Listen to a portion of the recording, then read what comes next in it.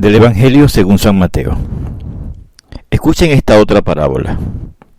Había un hacendado que plantó una viña, la rodeó con una cerca, cavó en ella un lagar, edificó una torre, la arrendó a unos labradores y se ausentó. Al llegar la vendimia envió sus criados a los labradores para recoger los frutos. Pero los labradores agarraron a los criados, hirieron a uno, mataron a otro y al otro lo apedrearon.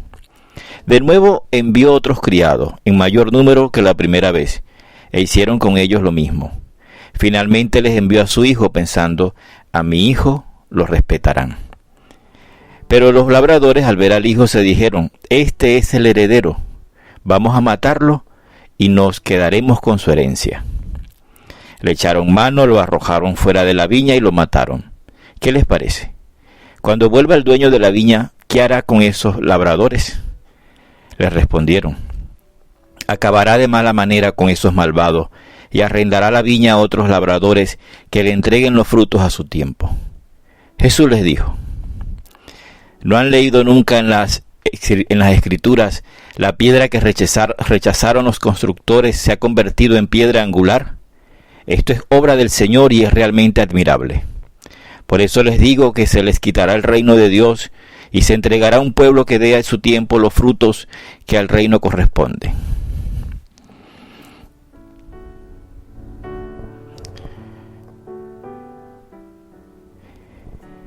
Hermanos, hemos llegado a este domingo 27 del tiempo ordinario, estamos celebrando la belleza del domingo, escuchando la palabra del Señor, su Evangelio que nos sana, que nos salva, que nos libera. Viviendo también de una forma espiritual la comunión desde nuestros hogares, desde nuestras casas. Hoy es domingo. El Evangelio nos presenta una parábola, otra parábola de Jesús, en la que una vez más entra Jesús en conflicto con los sumos sacerdotes y con los ancianos del templo. Fíjense que en la sociedad galilea de la época de Jesús era común que un propietario arrendara sus tierras a un labrador para que las cultivara y para que le entregara la parte correspondiente de los frutos como pago por esa cesión, por ese alquiler. A causa de malas cosechas, muchas veces los altos impuestos también y la tasa de fruto que tenía que pagar el dueño, en muchos casos las condiciones de vida de esos labradores eran verdaderamente penosas y ya se habían producido algunas revueltas contra los propietarios que terminaban explotando a sus inquilinos. La situación pues que describe la parábola era pues familiar para los que estaban oyéndola.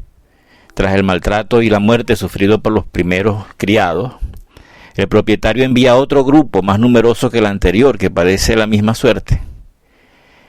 En una prueba de paciencia con los labradores para darles una nueva oportunidad y que cambien de actitud, el propietario envía finalmente a su hijo. Y con mayor alevosía que en los casos anteriores, por su intención manifiesta de quedarse con su herencia. Los labradores agarran al hijo y lo matan, lo sacan de la viña y lo matan.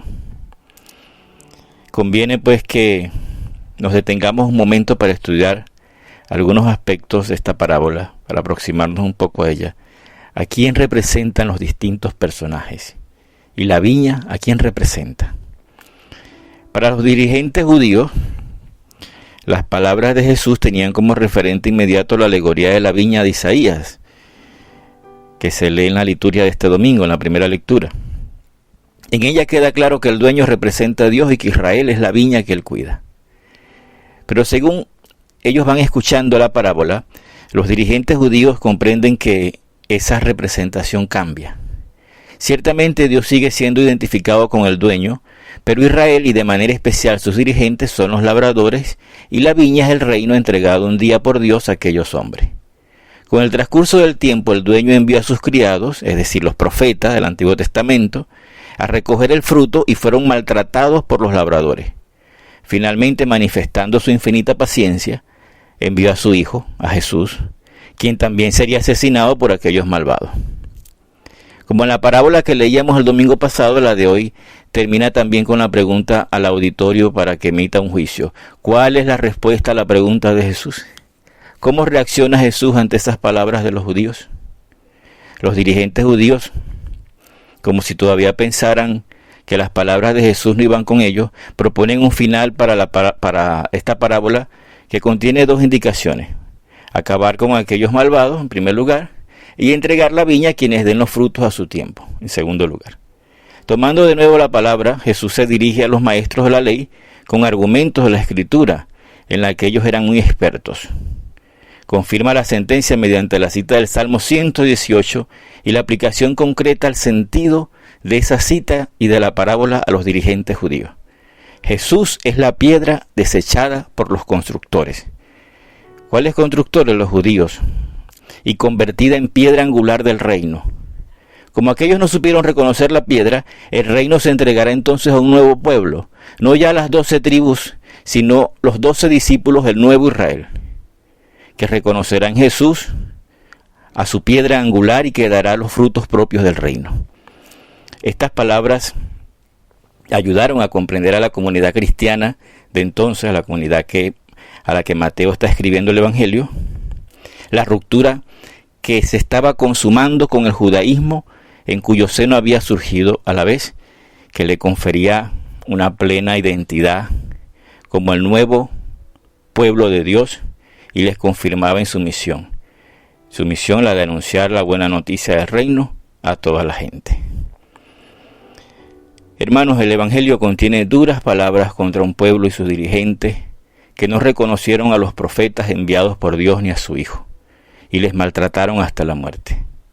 Despojados aquellos labradores, el nuevo pueblo de Dios es heredero del reino y recibe el encargo de entregar los frutos correspondientes.